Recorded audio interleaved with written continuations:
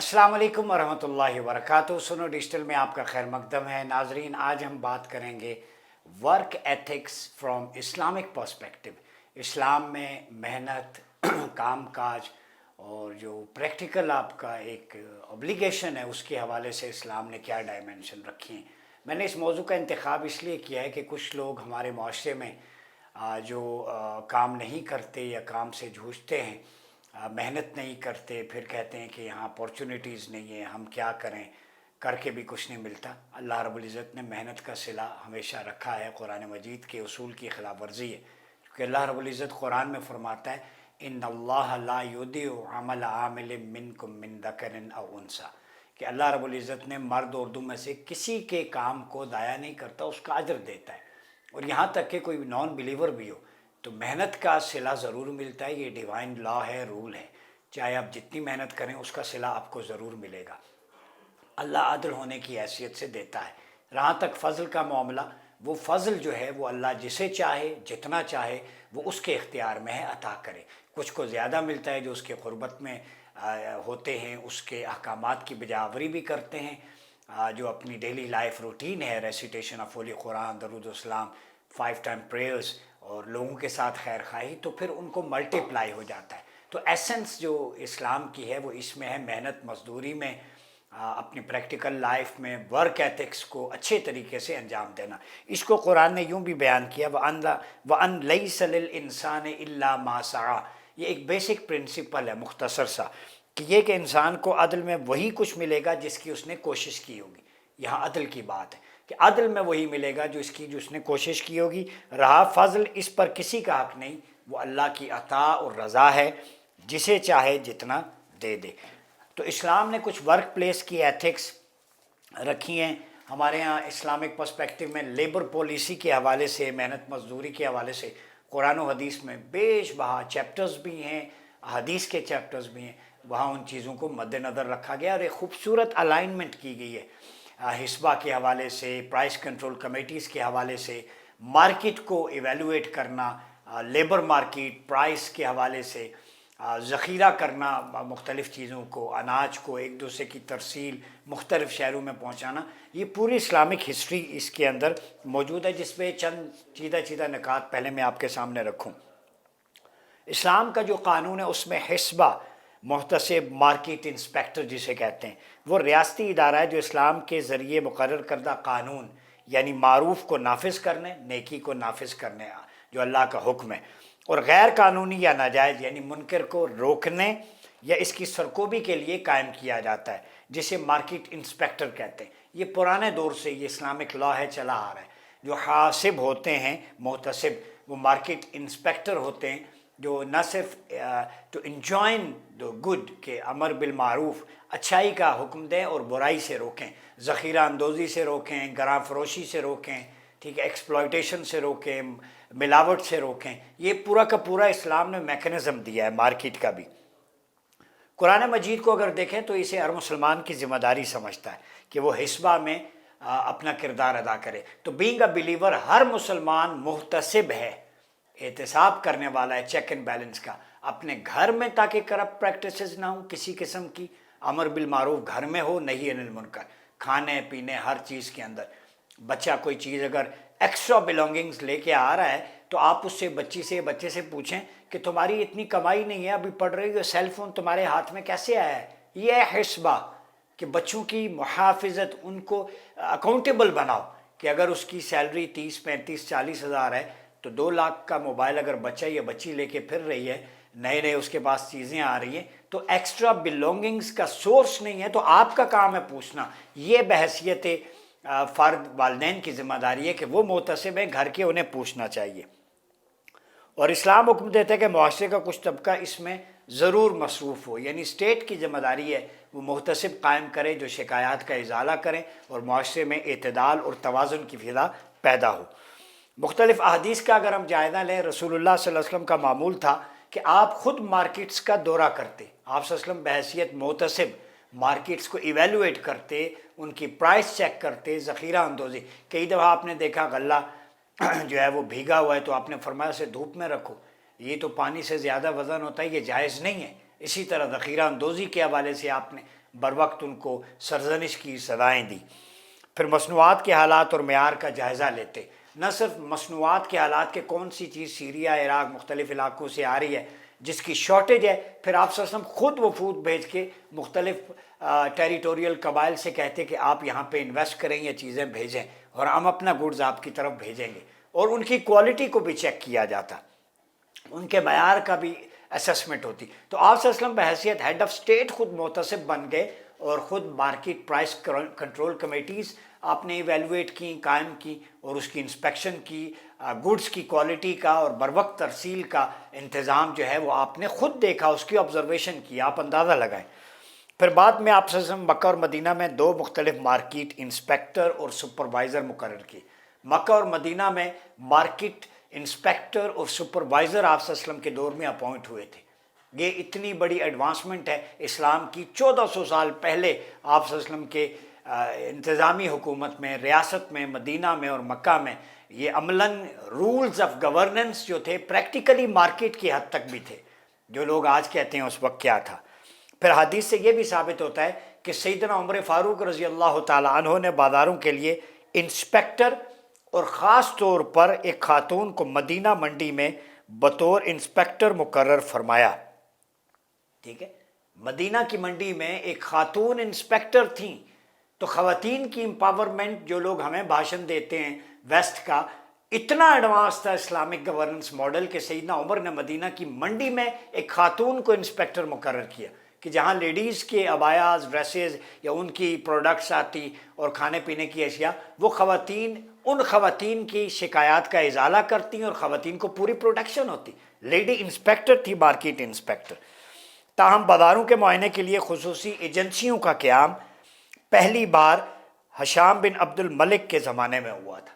یہ جو خصوصی ایجنسیاں جو قائم ہوئی تھیں بازاروں کی انسپیکشن کے لیے، یہ بعد میں قائم ہو گئیں۔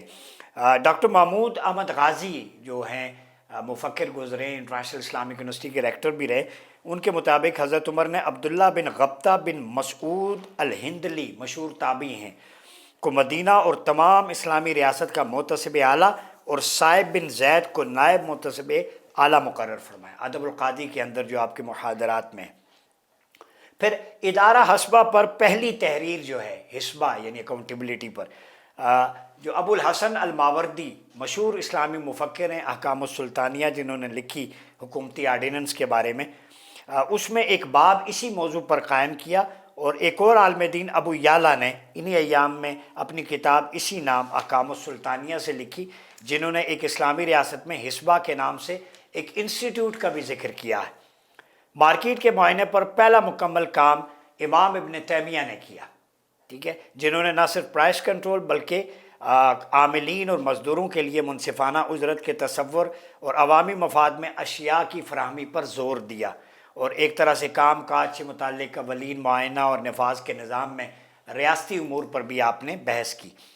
اگر اب ابو الحسن ماوردی کی افکار کا جائزہ لیں تو مارکیٹ سپروائزر انسپیکٹر جہاں اس بات کو یقینی بناتے ہیں کہ کہیں حاضر مزدوروں پر زیادہ بوجھ تو نہیں ڈال رہے یا مناسب اجرت سے کم دے کر ان کا استحصال تو نہیں کرے، ایکسپلائٹیشن کو روکنا، وہیں مارکیٹ سپروائزر انسپیکٹر کا کام آجر کو معمول سے زیادہ اجرت، اضافی اجرت کے لیے مزدوروں کے مطالبات سے بھی بچانا تھا۔ بیلنس اپروچ تھی، ایکسپلائٹیشن بھی نہ ہو اور اتنی زیادہ اجرت کے لیے مزدور بھی اس کا ناجائز فائدہ نہ اٹھائیں۔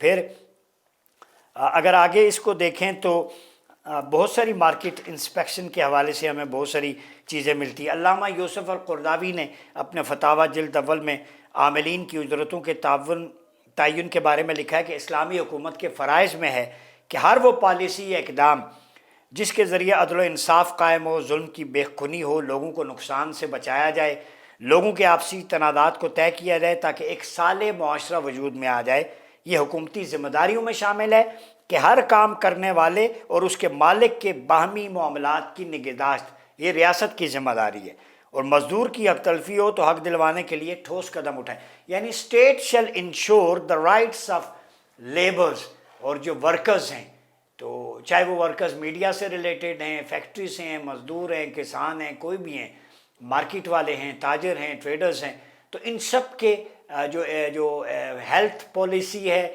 ایجوکیشن ان کے بچوں کی، ان کو مراعات اور ان کی خالص اجرت کا انتظام یہ اسٹیٹ انشور کرے گی، اس کے لیے انسپیکشن کا معاملہ ہے۔ اس میں وہ حدیث کوٹ کرتے ہیں، آپ صلی اللہ علیہ وسلم نے فرمایا کلکم راع وکلکم مسئول عن رعیتہ، الامام راع ومسئول عن رعیتہ، متفق علیہ حدیث ہے کہ امام وقت یا بالفاظ دیگر حکمران وقت کی ذمہ داری کو خاص اور محدود نہیں بلکہ عام اور لامحدود بتایا گیا ہے۔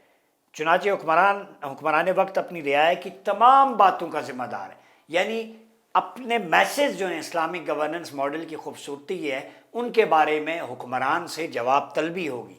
ایک بچہ مر جائے اس کی، کوئی بھوکا سوئے اس کی، کسی پہ ظلم ہو رہا اس کی، کسی کی نگہداشت نہیں ہو رہی، کسی کو ہیلتھ کی سہولیات نہیں مل رہی، جو بچے ایجوکیشن سے محروم ہیں، یہ سارے کا سارا بوجھ رسپانسبلٹی ہیڈ آف اسٹیٹ کی ہے۔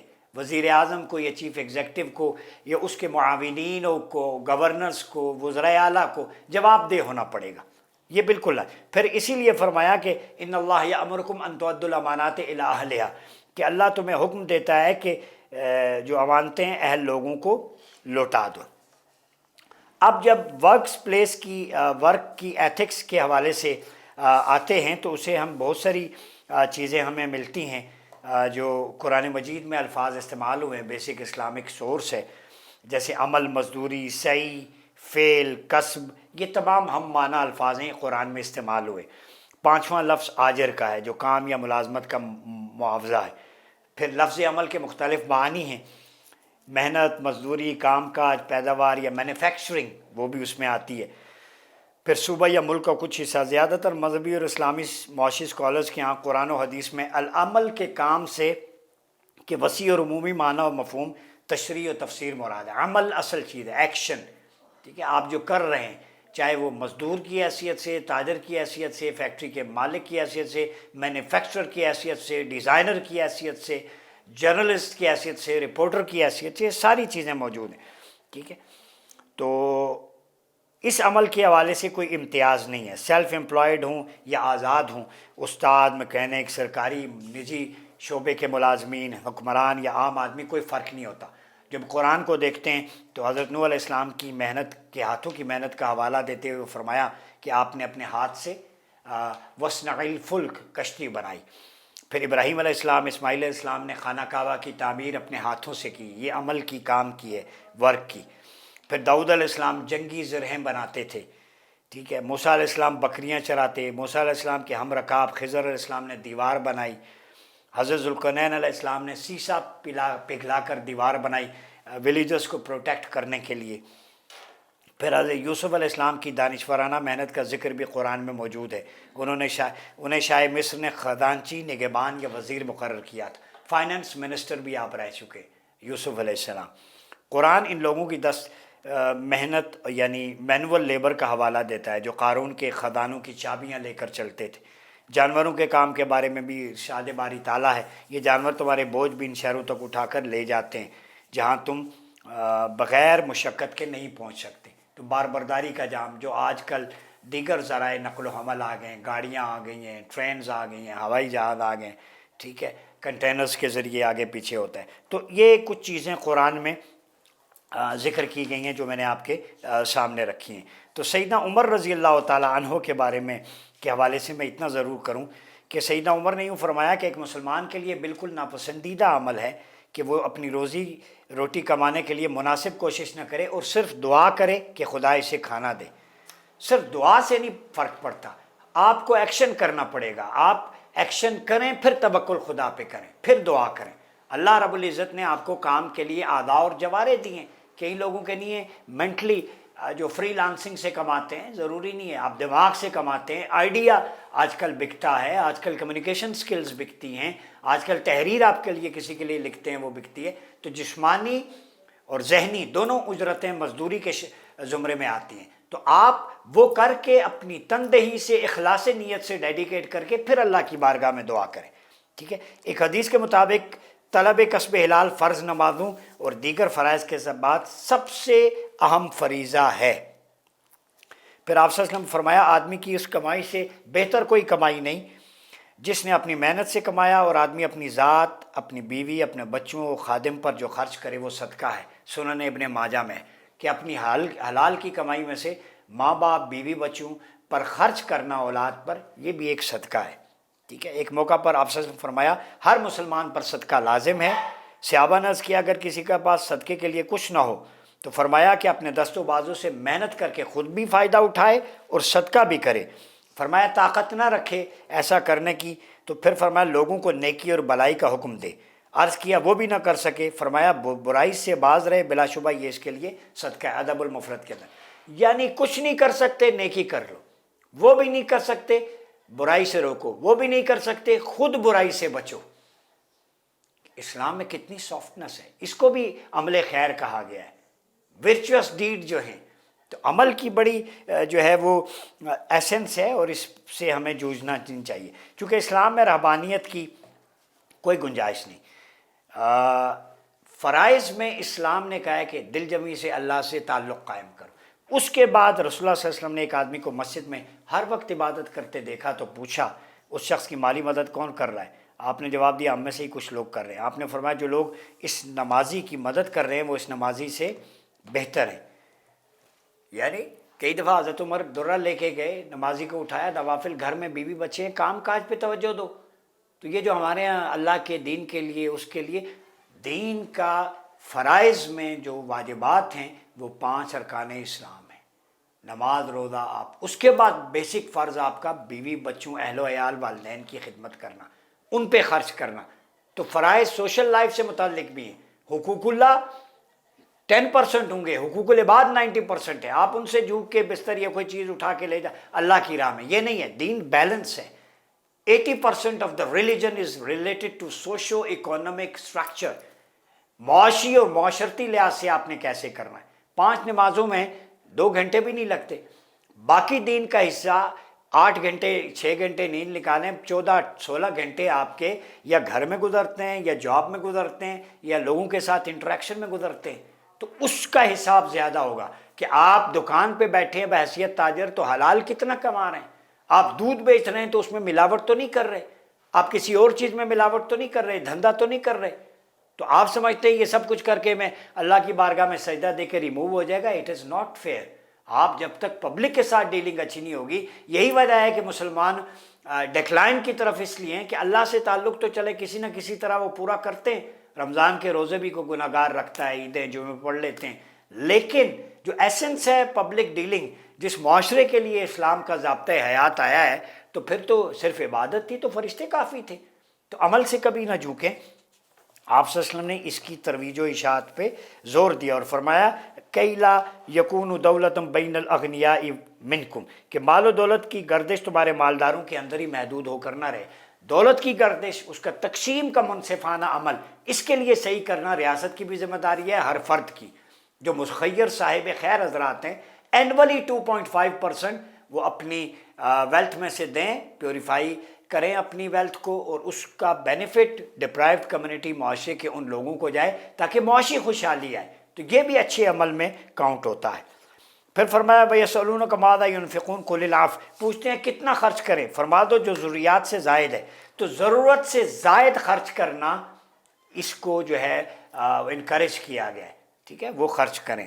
تو اسلام نے حکم دیا ہے کہ مزدوروں کی رہائش، جو عاملین ہیں، طبی سہولیات، تربیت، بچوں کی کھانا وغیرہ ضروریات، یہ ریاست کی اور اس ادارے کی ذمہ داری ہے جہاں وہ ورکرز کام کر رہے ہوتے ہیں، ٹھیک ہے۔ ریئل ویج اور لیونگ اجرت جو ہے اس کا اصول بیان کیا گیا۔ تو آپ صلی اللہ علیہ وسلم نے فرمایا کہ تم میں سے محنت والے کی مزدوری ضائع نہیں کرتا اللہ، خواہ مرد ہو یا عورت۔ فرمایا 3 قسم کے لوگ ایسے ہیں روز قیامت میں خود ان سے جھگڑا کروں گا۔